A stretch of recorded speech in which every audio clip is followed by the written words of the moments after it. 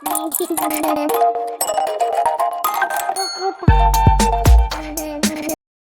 Everyone, इस video में बात कर लेते हैं आरबीए होटल्स की as a restaurant brand Asia limited. Quickly analysis देख लेते हैं। चैनल को लाइक एंड सब्सक्राइब करना मत भूलिएगा। तो आरबीए में आपको फॉर्मेशन इजी होगी समझने, क्योंकि यहाँ पे नीचे स्टॉक से ऊपर जाता है और फिर कुछ अपने रिटर्न्स ऊपर बुक होने के बाद नीचे आ रहे हैं। तो ये कुछ फॉर्मेशन है सिंपल सी। बाकी आप देखें स्टॉक चैनल में चल ही रहा है।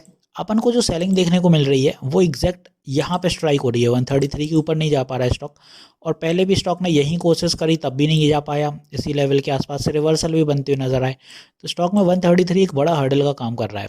अब आप देखें यहाँ पे दो कैंडल हैं, तो ये कंफ्यूज मत होइए, दोनों ही कैंडल आज ही बनी हुई है, क्योंकि आज 20 जैन है, मार्केट आज खुला है, सैटरडे है तब भी। और साथ ही साथ अगर आप देखें तो 22 को हॉलीडे है, इसलिए यहाँ कैंडल ऑलरेडी बन चुकी है। अब जो अपन को आज सेलिंग देखने को मिली है वो रही है 132 पे। अपना हैवी सेलर थे तो उसके ऊपर नहीं जा पाया स्टॉक। वहीं बायर्स की अगर बात करें तो नीचे अपने बाइंग सबसे ज़्यादा थी, वो 123 पे थी। तो यहाँ पे 123 पे अगर आप गौर से देखें तो कुछ दिन से एक सपोर्ट बहुत अच्छा बनता ऑलरेडी पहले से नज़र आ रहा था, उसी का आज कंटिन्यूएशन देखने को मिला है।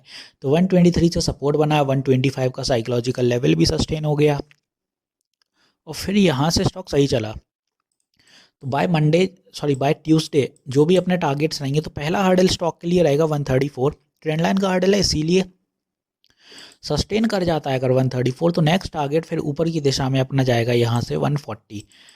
अब 134 से या फिर आप यहाँ से आज मिल लीजिए, तो यहाँ से 134 अगर जा रहा है यहाँ, क्योंकि हर्डल देखने को मिलेगा, तो 3-4% में यहाँ पे अपन को 134 दिख जाएगा, 3.5% में। फिर यहाँ से अगर स्टॉक ऊपर की दिशा फिर से पकड़ेगा तो अपन को स्टॉक को मोमेंटम चाहिए कम से कम 7.5% का, तो 140 तक दिखाएगा। और 140 एक बारी सस्टेन कर लिया अगर स्टॉक ने, तो फिर 150 का टारगेट स्टॉक के लिए ज़्यादा दूर नहीं रहेगा, क्योंकि स्टॉक फिर 140 के बाद 145 तक जाएगा और 145 के बाद 150। तो 5-5 पॉइंट के फिर टारगेट्स अपने ऐसे आने वाले दिनों में चलेंगे ये। तो ये तो हुई ऊपर की बात। अब यहाँ पे जो समझने वाली बात है और डरने वाली बात भी है। अब क्योंकि आप देखें 23 को हैं स्टॉक के रिजल्ट, तो रिजल्ट अगर अच्छे आते हैं और मार्केट को पसंद आते हैं तब तो ठीक है, तब तो आप देखें कि स्टॉक ये लेवल भी ब्रेक करेगा, ये भी ब्रेक कर जाएगा और ये भी यहाँ तक पहुँचने की दम रखता है। और वहीं अगर मार्केट को नतीजे पसंद नहीं आते हैं, भले ही नतीजे अच्छे आए हों, तो मे बी यहाँ से थोड़ी पंपिंग के बाद स्टॉक धीरे धीरे फॉल करने लगे, तो यहाँ तक फॉल भी दिखा सकता है। तो सपोर्ट भी जानना आपको लिए बहुत ज़रूरी है। तो अगर फॉल करता है, अनइवन होता है स्टॉक, तो यहाँ पे पहला सपोर्ट बनेगा 128 का। 128 के बाद next support will be at 125 and 125 का जहाँ से आज बुलिश हुआ है 121। तो ये होगा अपने 3 सपोर्ट। शॉर्ट टर्म सपोर्ट है, काम करते हुए नजर आएंगे, और ये ऊपर की है रेजिस्टेंस। अब यहाँ पे चैनल जो कि चैनल में चल रहा है स्टॉक, अगर नतीजे बिगड़ते हैं तो स्टॉक धीरे धीरे करके, अगर नतीजे बिगड़ेंगे तो नीचे आएगा, और साइडवेज होने के बाद कुछ दिन में आप देखें स्टॉक फिर यहाँ कहीं मिलेगा आपको 114। तो कल इतना ही कहूँगा ट्यूसडे के लिए जो भी बाय या सेल करें कि पैनिक मत होइएगा, नतीजे आ जाने दीजिए, देख लीजिए। जिनकी ऑलरेडी होल्डिंग है आप पैनिक में ये मत करिए कि निकल जाएं, क्योंकि किसी को नहीं पता नतीजे वाले दिन स्टॉक कैसे परफॉर्म करेगा, वो मूड ही रहता है।